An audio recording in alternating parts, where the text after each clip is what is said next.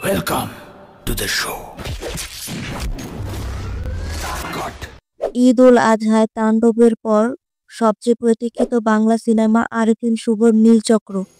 সিনেমাটি cyber crime ও cyber বুলিংয়ের উপর নির্মিত হয়েছে।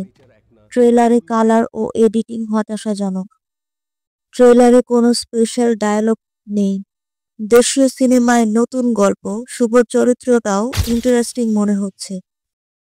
তিন টাইপের লোকের সাথে কোনো কিছু লুকাইতে নাই। এক হলো ডাক্তার, দুই হইল উকিল, আর তিন হইলাম আমরা।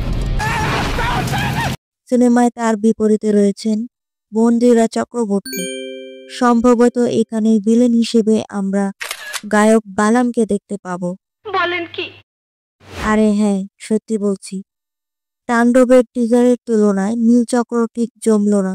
গত 2 বছর ধরে শুভর কোনো সিনেমা মুক্তি পায়নি। তার লাস্ট মুক্তিপ্রাপ্ত সিনেমা ছিল মুজিব। আশা করছি তিনি নীলচক্র দিয়ে কামব্যাক করবেন।